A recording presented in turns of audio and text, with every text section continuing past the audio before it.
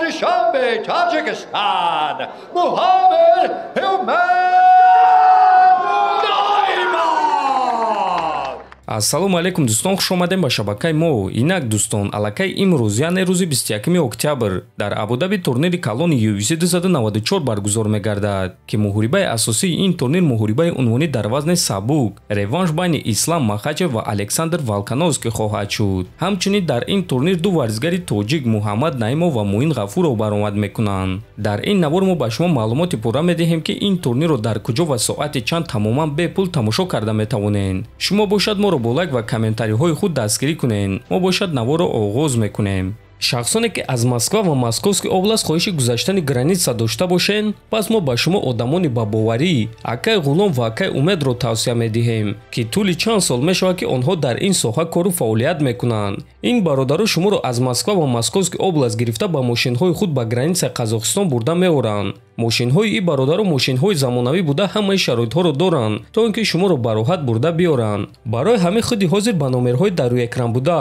ё ин ки ба WhatsApp ин рақамҳо занг занед ва граница гузашта ҳуҷҷатҳои худро хуб кунед ва агар ки скидка гирифтан хоҳед, пас ҳатман аз номи канали мо Паҳлавон теҷа гап занед. роҳи сафед дӯстон.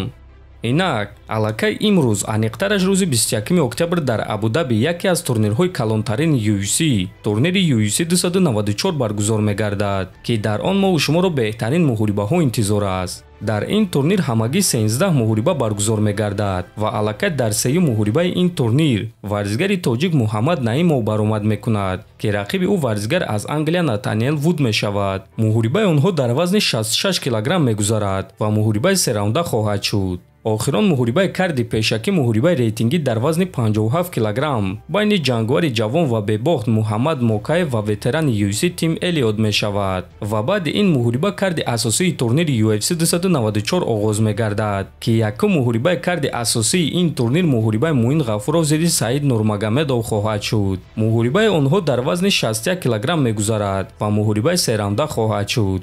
дар сеюм муҳорибаи асосии турнир бошад ду тобови ҷангвари вазни ним вазнин Магомед Анкалаев ва Ҷони Вокер вомехӯранд ва баъди онҳо дуюм муҳорибаи асосии турнир муҳорибаи хеле шавқовар дар вазни миёна байни чемпиони пешинаи вазни нимёнаи UFC Камаруддин Усман ва ситораи нави UFC Ҳамзат Чимаев баргузор мегардад. муҳорибаи онҳо дар вазни 84 килограмм мегузарад ва муҳорибаи сераунда хоҳад шуд. ана муҳорибаи асосии турнир бошад муҳорибаи унвонӣ дар вазни сабук байни чемпиони вазни сабук Ислам Махачев ва чемпиони вазни ним сабук Александр Волконовский хоҳад шуд ва ин реванши онҳо мешавад. дар якум муҳориба Махачев ғолиб шуда буд ва ӯ бояд ки зидди Чарлз Оливера меҷангид, аммо Оливера осеб гирифт ва аз ин муҳориба даст кашид. Александр бошад дар 12 рӯз ин муҳорибаро қабул карда ба ҷои Чарлз Оливера баромад. муҳорибаи онҳо дар вазни 70 килограмм мегузарад ва муҳорибаи 5 раунда хоҳад шуд. турнири UFC 294 рӯзи 21 октябр аз соати 17:00 ба вақти Москва ва 19:00 ба вақти Душанбе оғоз мегардад. муҳорибаҳои асосии турнир бошад аз соати 21:00 ба вақти Москва ва 23:00 ба вақти Душанбе оғоз мегардад. акнун бошад дӯстон мегузарем ба қисми асосии навор, дар куҷо ин турнирро тамоман бепул тамошо карда мешавад. муҳорибаҳои асосии турнири UFC 294-ро телеканали Match TV нишон медиҳад ва шумо метавонед ки муҳорибаҳои асосиро дар телевизор ва телефонҳои худ тамошо кунед. ана касоне ки ин турнирро аз аввал то ба охир тамошо кардан мехоҳанд, пас шумо ин корро дар телеграм канали мо Паҳлавон теҷа карда метавонед. мо пеш аз оғози турнир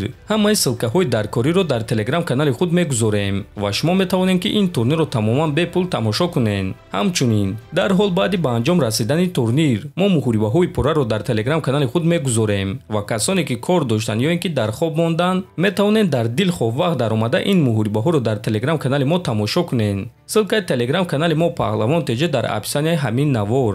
дӯстон, биёед дар комментари ҳамин навор варзигарони тоҷик Муҳаммад Наимов ва Муин Ғафуровро дастгирӣ мекунем, чунки ҳар дуи онҳоро муҳорибаҳои хеле вазнин зидди рақибони хеле сахт интизор аст ва ба онҳо дастгирии мо хеле муҳим аст. то боздид хонободу сарбаланд бошед.